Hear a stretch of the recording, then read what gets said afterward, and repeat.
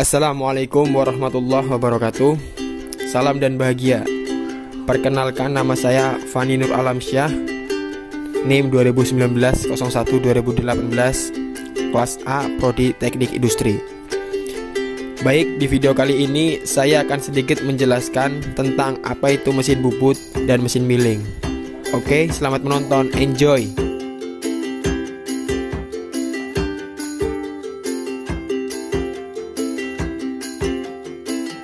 Mesin bubut adalah suatu mesin perkakas yang digunakan untuk memotong benda yang diputar.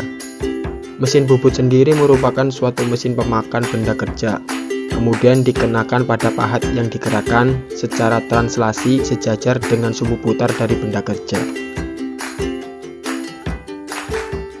Berikut bagian-bagian mesin bubut dan fungsinya. Yang pertama ialah tailstock. Fungsinya yaitu untuk memegang atau menyangga benda kerja pada bagian ujung yang berseberangan dengan cuk atau pencekam pada proses pemesinan di mesin bubut.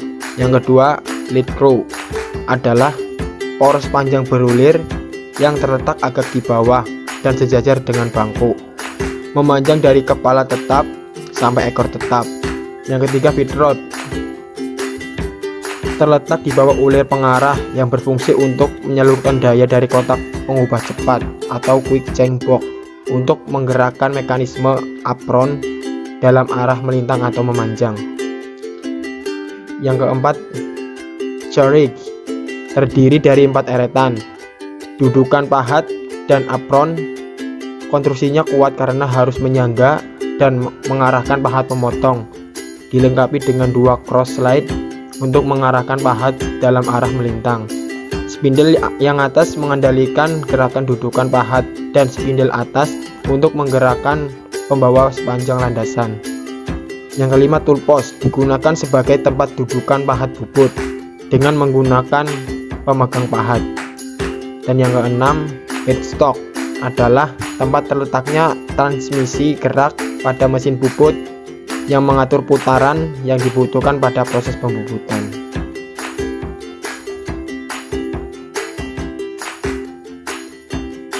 Proses pembubutan merupakan proses di mana pemakanan material benda kerja menggunakan alat pahat dengan pencekaman benda kerja pada kepala tetap atau ragum. Setelah dirasa kekuatan pencekaman sudah pas, benda kerja kita putar menggunakan motor penggerak sesuai kecepatan yang dibutuhkan. Pemilihan kecepatan putar ini sudah ada rumusnya tersendiri. Biasanya dipengaruhi oleh beberapa faktor, yaitu besar kecilnya diameter benda kerja, bahan dasar benda kerja, pahat atau jenis pembubutan yang dilakukan, dan masih banyak lagi perhitungan untuk menentukan kecepatan putar. Proses pemakanan dilakukan saat benda kerja diputar, kemudian mata pahat kita gerakkan menggunakan eretan pada linear arah sejajar dengan sumbu putar benda kerja. Dengan mekanisme tersebut, maka kita dapat simpulkan bahwa mesin bubut dipergunakan untuk melakukan pengerjaan benda kerja berbentuk silinder. Yang selanjutnya, pengertian mesin milling Frais. Mesin Frais adalah mesin perkakas yang memiliki gerak utama berputar untuk memutar alat potong yang digunakan untuk menyayat benda kerja agar menjadi bentuk tertentu. Prinsip kerjanya, gerak putaran pada mesin Frais berguna untuk memutar alat potong atau sering disebut pisau Frais. Dengan pisau Frais yang berputar, kita dapat menggerakkan benda kerja mendekati pisau Frais agar tersayat, sehingga menjadi bentuk yang operator diinginkan. Berikut adalah bagian-bagian mesin milling. Yang pertama adalah alas mesin atau base. Bagian mesin paling bawah berfungsi sebagai fondasi dari mesin milling dan juga sebagai tempat pembuangan kolen yang telah digunakan. Semua beban berada pada alas mesin sehingga harus tahan terhadap tekanan tinggi. Yang kedua, kolom mesin. Kolom mesin berfungsi sebagai penopang atau tempat kedudukan sebagian-bagian mesin seperti spindle, tuas-tuas, motor penggerak, beserta puli-pulinya. Yang ketiga, lutut. Bagian ini memiliki 2 alur ekor burung yang saling tegak lurus. Satu berpasangan dengan kolom mesin dan satu lagi berpasangan dengan sadel. Lutut pada mesin Frais tersebut dari besi cor dan hanya bisa digerakkan secara vertikal. Yang keempat, sadel atau dudukan meja. Sadel ini berada di antara lutut dan meja mesin Frais. Berbentuk persegi, tersebut dari besi cor dan memiliki alur ekor burung yang berpasangan dengan lutut. Yang kelima, meja mesin atau table. Berada di atas sadel dan terbuat dari besi cor. Fungsi utamanya adalah sebagai tempat untuk mengikat benda kerja dalam proses pengefrasian. Berbentuk persegi panjang dan memiliki alur-alur T. Yang selanjutnya, lengan. Berada di atas kolom Frais, horizontal dan universal. Bagian bawahnya memiliki alur ekor burung yang ujungnya berpasangan dengan bagian paling atas mesin. Yang selanjutnya, spindel. Spindel merupakan bagian penting dari mesin Frais. Berfungsi sebagai tempat penahanan alat potong pada mesin Frais vertikal dan sebagai tempat arbor pada mesin Frais horizontal. Yang ke-8, arbor. Arbor merupakan bagian mekanis dari mesin Frais. Berfungsi sebagai ekstensi spindel pada mesin Frais horizontal. Arbor juga berfungsi sebagai pemegang alat potong dan berputar sesuai arah pemakanan alat potong. Yang selanjutnya, pisau Frais. Pisau Frais merupakan alat potong yang digunakan untuk menyayat benda kerja pada proses pengafresian. Ada berbagai jenis pisau Frais yang dapat digunakan dengan bentuk dan fungsi yang berbeda-beda, sehingga operator bisa lebih efektif dalam membentuk atau memproduksi benda kerja. Yang ke-10, support arbor atau pendukung arbor. Berfungsi untuk mendukung arbor agar gerakan arbor bisa stabil. Memiliki alur ekor burung yang berpasangan dengan lengan mesin Frais dan lubang yang berpasangan dengan arbor. Yang ke-11, milling head. Berada di paling bagian atas mesin Frais vertikal. Bagian ini terdiri dari spindel, motor penggerak, dan mekanisme pengendali lainnya. Yang ke-12, ram. Ram adalah lengan yang menjorok pada mesin Frais vertikal. Ujung dari ram terhubung langsung dengan kolom mesin, sedangkan ujung yang satunya terhubung dengan milling head.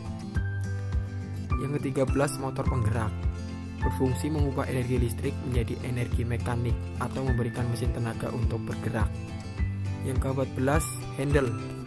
Handle pada mesin Frais berfungsi untuk menggerakkan meja mesin secara manual, baik itu secara vertikal maupun secara horizontal. Yang ke-15, tombol emergency stop. Tombol emergency ini berfungsi untuk menghentikan mesin Frais dalam keadaan darurat. Misalnya, pada saat penyayatan benda kerja terlalu tebal dan menyebabkan pisau Frais macet atau patah, atau pada saat terjadi kecelakaan kerja. Yang ke-16, lampu penerangan. Lampu penerangan pada mesin Frais berfungsi untuk memberikan cahaya pada saat proses pengafresian. Dengan adanya lampu penerangan ini, operator dapat melihat proses pengafresian dengan lebih jelas, dan juga operator bisa lebih mudah melakukan pengukuran benda kerja. Yang ke-17, sistem pendingin. Sistem pendingin ini berfungsi untuk mengalirkan cairan pendingin atau bromus pada saat proses penyayatan benda kerja. Sistem ini dapat digunakan ketika dibutuhkan saja. Sistem pendingin pada saat Frais terdiri dari beberapa bagian, mulai dari pompa air, selang, dan sistem pembuangan cairan kolan yang berada di alas mesin Frais. Yang ke-18, otomatis meja mesin. Sistem otomatis ini digunakan untuk menggerakkan meja secara otomatis. Kecepatannya dapat diatur sesuai dengan kebutuhan. Dan yang terakhir, panel kecepatan. Panel ini berfungsi untuk mengatur kecepatan putaran spindel mesin Frais. Operator dapat memilih kecepatan untuk proses pengafresian sesuai dengan kebutuhan, sehingga pekerjaannya dapat dikerjakan dengan lebih efektif. Yang selanjutnya adalah proses pengerjaan mesin milling. Tenaga untuk pemotongan berasal dari energi listrik yang diubah menjadi gerak utama oleh sebuah motor listrik.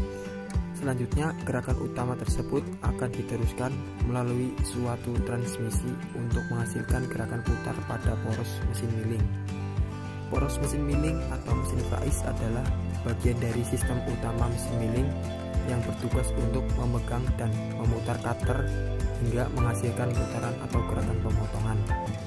Gerakan pemotongan pada cutter jika dikenakan pada benda kerja yang telah dicekam, maka akan terjadi gesekan sehingga akan menghasilkan pemotongan pada bagian benda kerja. Hal ini dapat terjadi karena material penyusun cutter mempunyai kekerasan di atas kekerasan benda kerja.